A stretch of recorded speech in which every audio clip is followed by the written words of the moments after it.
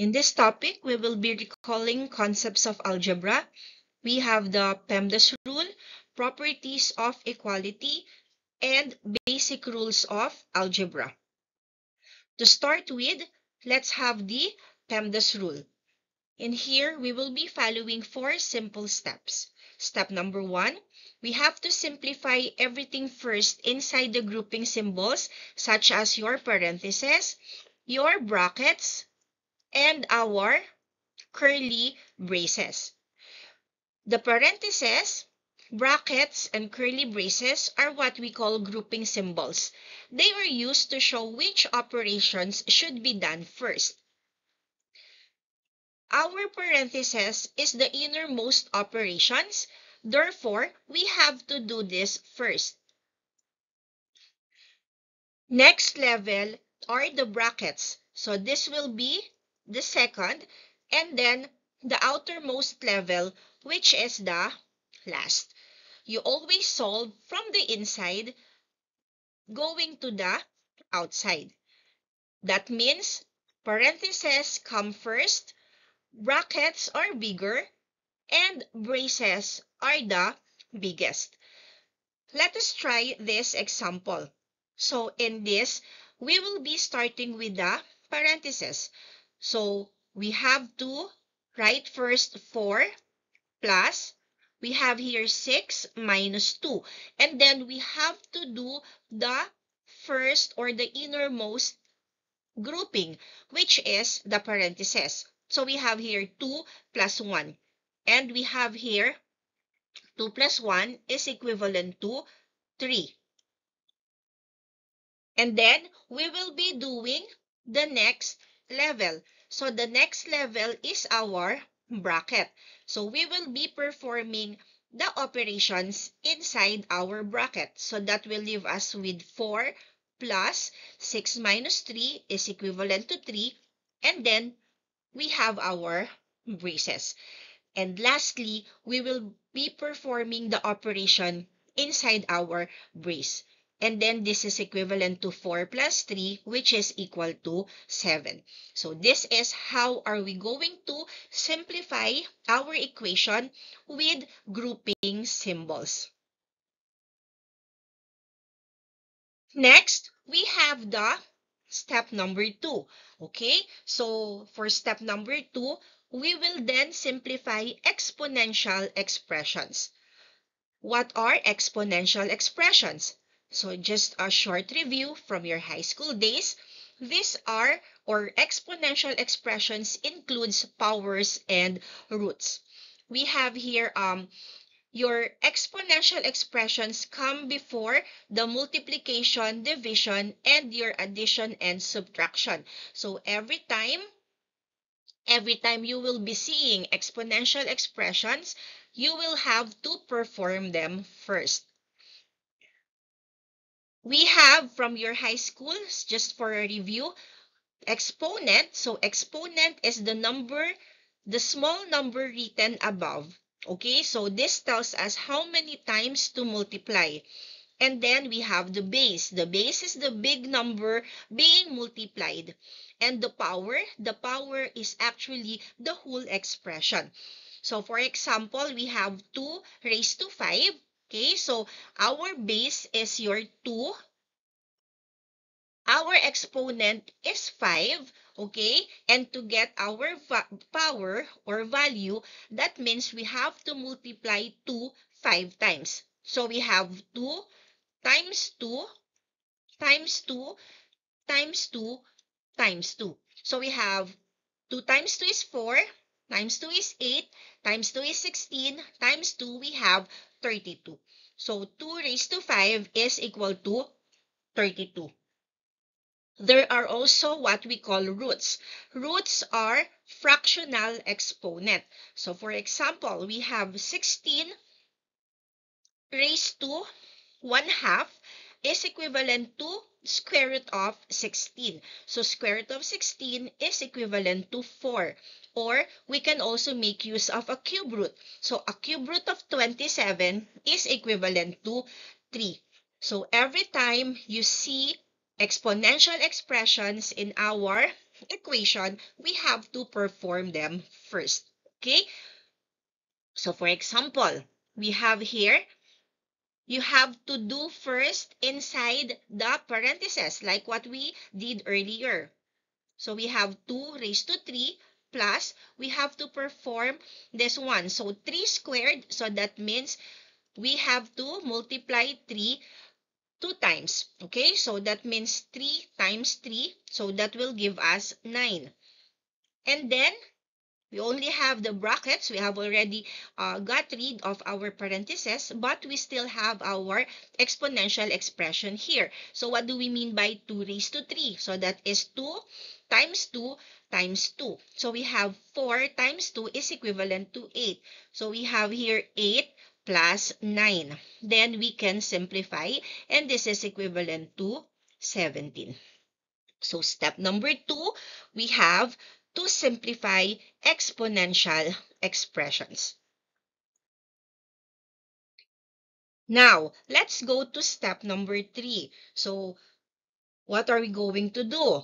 We have to multiply and or divide, whichever comes first, starting to the left, going to the right. So we have to do multiplication and division as they appear from left to right. Always remember that they are equal in rank. Okay? So your indicator is whichever will come first. Okay, so it's not always multiplication, it's not always division. So from left to right, whichever comes first, you have to do that specific operation. Okay, so doing that, we have here, for example, 20 divided by 5 times 2. So what are we going to do? So for our first for our first example, we have to perform first the 20 divided by 5 because this is from left going to the right. So 20 divided by 5, we have 4. Okay, and then we have to multiply that by 2. So that will give us 8 as our final answer. And then we have here 3 squared times 4 divided by 2. So as what we learned on the previous slide, we have to perform first our exponential expression, and that is 3 squared. Okay, so what is 3 squared? 3 squared is 9 times 4 divided by 2. Okay, so from left to right, in the previous example, we did the division first because the division came first. So in this example, as we can see, the multiplication came first. So we have to multiply first 9 by 4. So 9 by 4 is, or 9 multiplied by 4 is 36. And then we have to perform the division. So 36 divided by 2 is equivalent to 18. So therefore, our final answer is 18.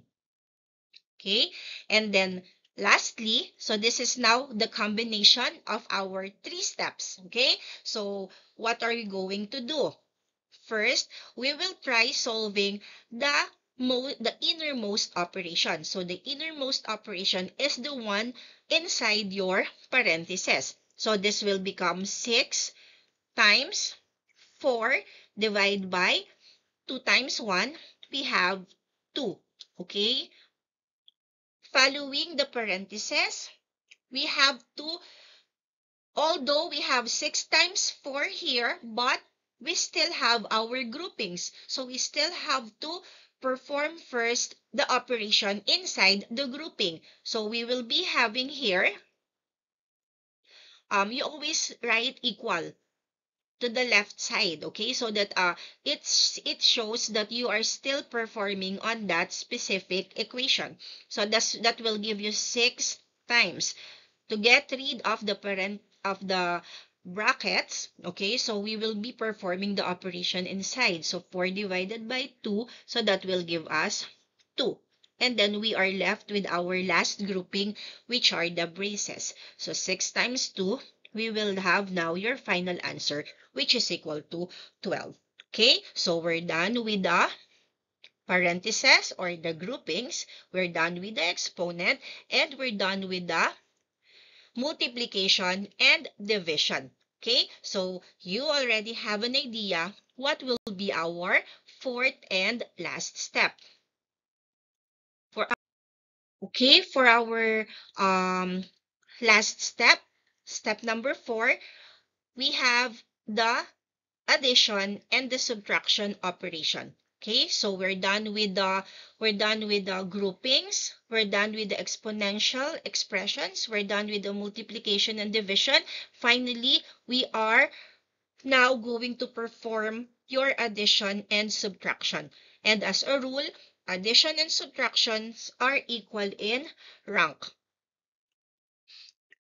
We have to do them as they appear again, like in multiplication and division, as they appear from left going to the right.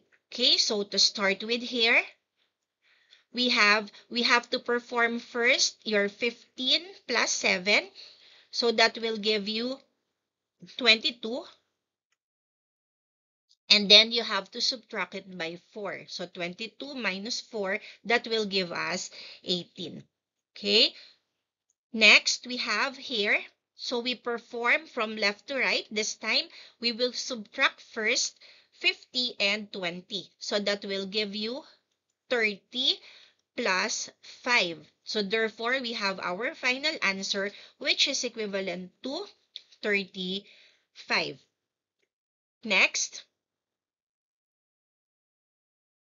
from left to right, so that will become 10 plus 8. So that will become 18 minus 3 plus 6 minus 2. So this will become 18 minus 3. So 15 plus 6 minus 2. So this is 21 minus 2. And then finally, we have 19. Okay. Now, how about this one? What do you notice? We have here signed numbers or our integers. Okay, so we have negative 5 plus 8 minus 3. So take note of the negative sign here. Always remember that when you are adding, okay, so when you are adding a negative, this is the same as subtracting. So therefore, negative 5 plus 8, it is like you're subtracting 5 from 8. So that will become positive 3. Okay, and then minus 3. So our answer here is equal to 0. Next, how about this one? Again, we have a signed number, okay? But this time, we are subtracting. So what happens when you are subtracting a negative number? Subtracting a negative number is the same as adding, okay? So it's just like you're adding 10 and 4. So therefore, 10 minus negative 4 is the same as 10 plus 4. So this will give us 14. Okay? And how about this one?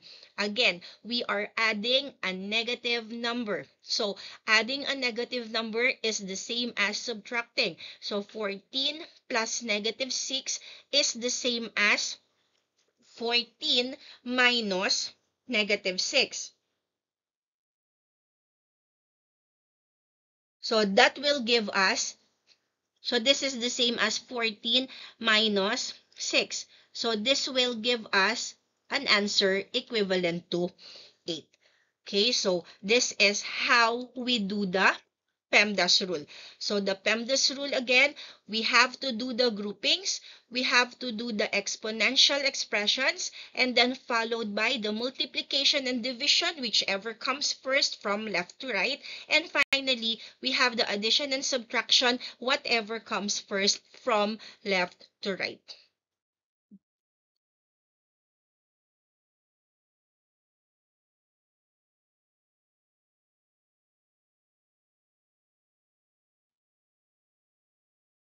Now, let's continue with an example. Okay, so this time we're going to perform our 4 rules, starting with the groupings, exponential expressions, multiplications and divisions, and then lastly, addition and subtraction.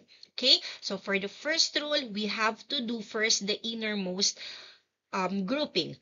That is your inside the whatever is inside your parentheses. So that will give you, so always remember to put an equal sign here.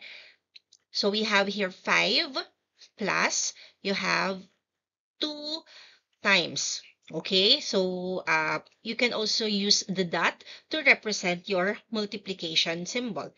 And then we have here open parentheses. Okay, and before subtracting, we have to do first the exponential expression. So that is 3 squared. So 3 squared is the same as 3 times 3. So that will give you 9. You have minus 1. Okay. Then we have the division sign here. 2 followed by, so sorry, this is supposedly a parenthesis. And then followed by your closing bracket. And then we have minus 4 here. And then we have your brace here. Okay, so we have a parenthesis. So we still have to go with the parenthesis. So we have 5 plus, you have 2 multiplied by 9 plus 1. We have 8 divided by, we can now eliminate the parentheses.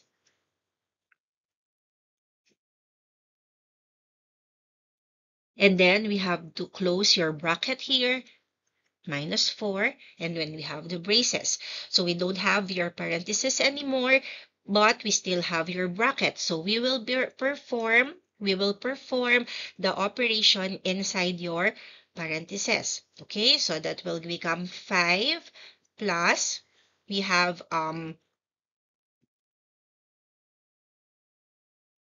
we will be performing from left to right. So we will be performing first your multiplication here, 16 divided by 2.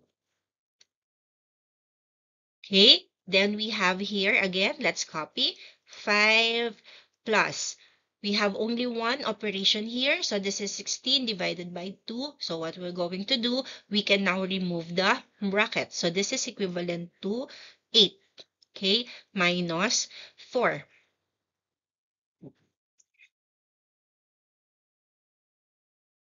And then we are left with your braces. So what are you going to do? We don't have any more parentheses. We don't have any more brackets. We don't have any more exponential expressions. We don't have any more multiplications and divisions. So what we are left here now is our addition and subtraction. So we will be adding first because addition comes first before subtraction from left to right. So that will give you 5 plus 8. This is equivalent to 13 minus 4. Okay, so that will give us an answer which is equivalent to 9. So we have to do this step by step. You have to do it slowly but surely at first, but once you're already familiar with the steps, then you can do this already fast. But always remember, you have to do it fast but correctly. Okay?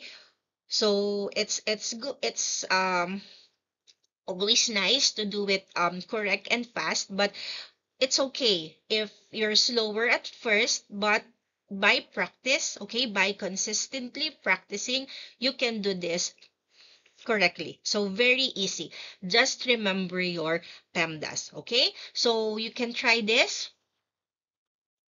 You can try this 2 exercises, okay? So I will be giving you the answer so that you know you are on the right track, okay? But I won't be showing the solution. So the solution is for you to find out. So the answer for the first part is 15, while on the second part, the answer is 33. So I want you to do this during your free time, just to make sure that you can come up with the correct answers.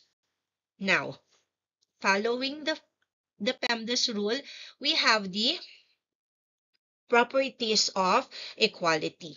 Okay, so what do we have here? we have 9. Okay, so we have 9 properties of equality.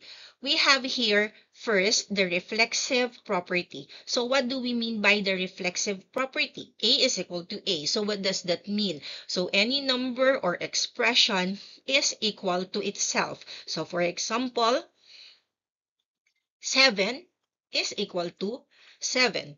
Okay, so any number or expression, y is equal to y.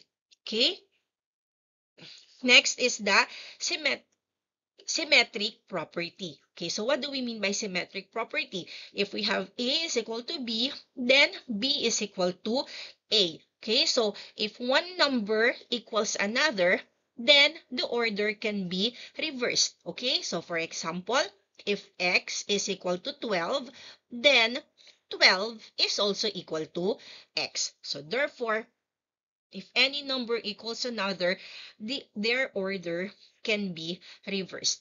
Then we have the transitive. Okay, so what is the transitive property of equality? It says here, if A is equal to B and B is equal to C, then A is equal to C. So that means if one number, so if this one number, first number, is equal to a second number, this is our second number, and the second number, this is equal to our second number, is equal to our third number. So this is our third number. Then your first number and your third number are also equal. Okay, so it says here, if one number equals a second number and the second number is equal to your third number, then the first equals the third. So what do we mean by that? So we can also express that by saying if 3 plus 4 is equal to 7, okay? So 3 plus 4 is equal to 7. So this is our A and this is our B, okay? And your 7 is also equal to 2 plus 5. So what is this? This is your B and this is our C. Therefore, A is also equal to C. So that means 3 plus 4 is also equal to 2 plus 5. So this is your transitive property of equality. Okay? And then we have the fourth. So what is our fourth? We call this the addition property. Okay, so we have if A is equal to B, then A plus C is equal to B plus C. So that means you can add the same number to both sides of the equation and it stays true. Okay, so let's take for example 5 is equal to 5. So this is our A and this is our B. If I add C, okay, let us say C is equal to 3. So if I add C here, this is also equivalent to 5 plus 3. So that they are just equal. So 8 is equal to 8. So what does that mean? You can add the same number to both sides of the equation and it stays true. Okay? As long as that your A is equal to B. That is also the same for the fifth property of equality, which is the subtraction property. It says here, if A is equal to B and then A minus C is also equal to B minus C. So what does that mean? You can subtract the same number from both sides of an equation and the answer will be the same. So for example, our A is equal to 10, our B is equal to 10, and our C is equal to 2. Okay, by writing it here, that will also give us 10 minus 2 is equal to 10 minus 2. So this will give us an equal answer. So that is what we mean by you can subtract the same number from both sides of the equation provided that A and B are equal. Then we have the substitution property. Okay, so what do we mean by substitution property? If A is equal to B, then A may replace B in an expression. Okay, so it means if two values are equal, then one can be substituted for the other in any expression or equation. So let's have an example. For example, okay, so we have here if x is equal to 4, okay? So I have here 2x plus 1. Since x is equal to 4, I can also substitute the value for x. So that is equivalent to,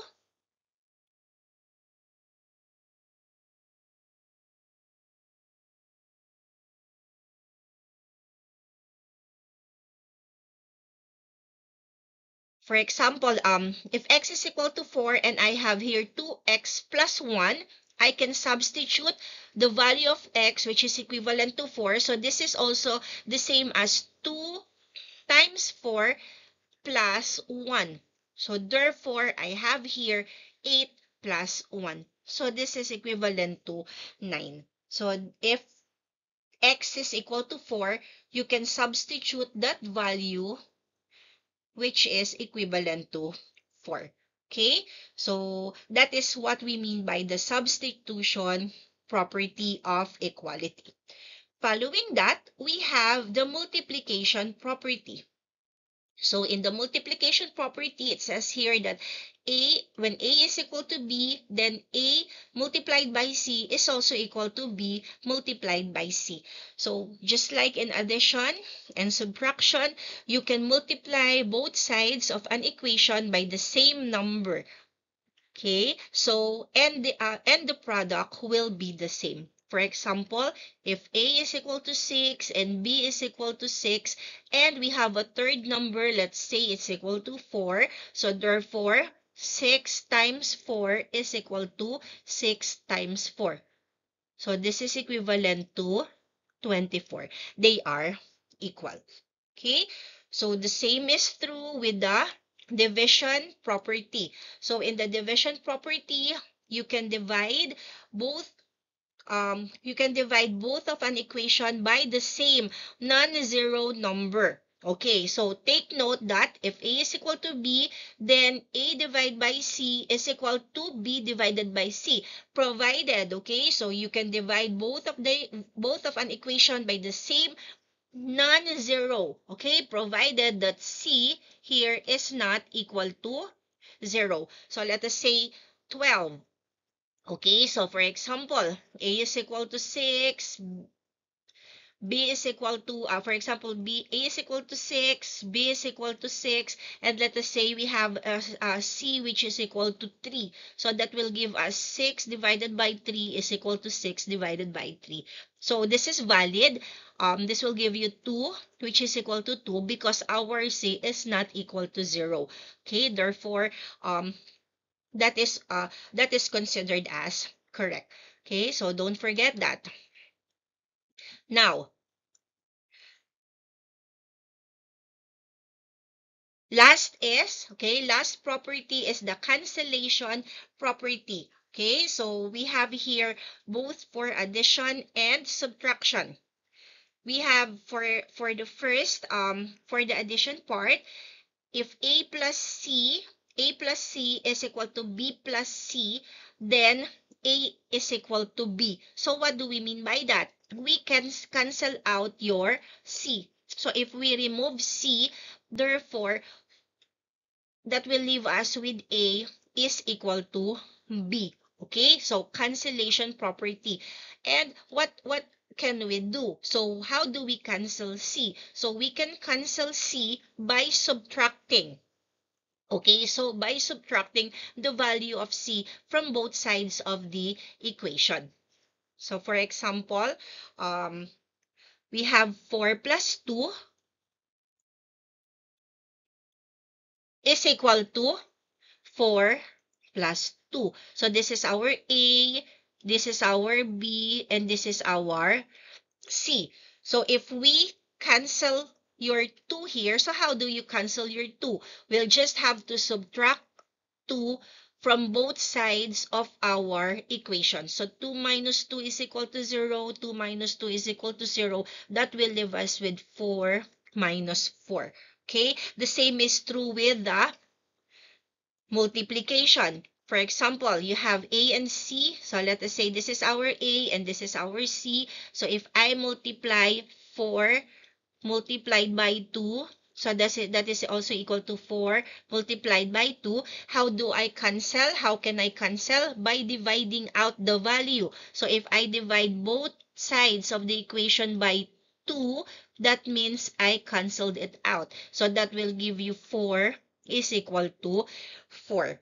Provided again, don't forget this,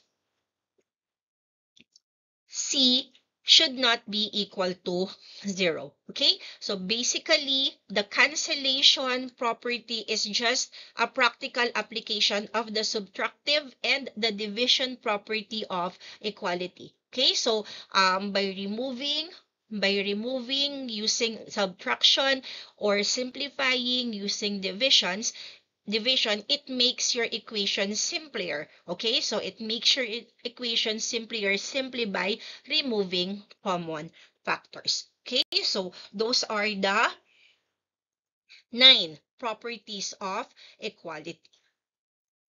And lastly, let us now go to the basic rules of algebra. Okay, so we have these basic rules of algebra. I hope you can still remember this from your high school days. First is the commutative rule. So what is the commutative rule? We have your A plus B both for addition. Okay, so this is for addition and this is for multiplication. Okay, so we have your A plus B is equal to B plus A, or A times B is equal to B times A. So what do we mean by that? So that means 2 plus 7 is equal to 7 plus 2. Or 2 times 7 is equal to 7 times 2. So that will give you the same answer. Okay, so what does commutative rules trying to teach us? So the commutative rules says that order doesn't matter. Okay, so it doesn't matter if we write it 2 plus 7 or 7 plus 2. That won't change your answer. Okay, so for this one, always remember order. Okay, order doesn't matter. Okay, next we have the associative rules. So how about the associative rules? So this is both for addition and this is for multiplication. Okay, so we have here A plus B plus C is equal to A plus B multiplied by A plus B plus C. Okay, so A times B multiplied by C, or A times parentheses B times C. So if the first rule, or if the commutative rule says that order doesn't matter, so this time the groupings, okay? The groupings doesn't matter. It doesn't matter if you add A and B first, and then later on you add B and C. Okay, so it doesn't matter. That will give you the same answer. So if this is about order, the second is about groupings. Okay, so it says here that grouping doesn't matter. Okay, next we have the distributive rules. What do we understand with the distributive rule? So we have the right distributive and the left distributive. All we have to do is to distribute A. So we have here A, B, so that will become A times B, and then we have A and C, so that will become A and C. Okay, so this is the right distributive. How about the left distributive? So this is your left side. So that will give you AC plus BC. Okay, so this is our distributive rules. So what does your distributive rules wants to teach you, or to tell you? So this means that multiplication distributes over addition. Okay, so multiplication distributes over addition. Okay, so we have here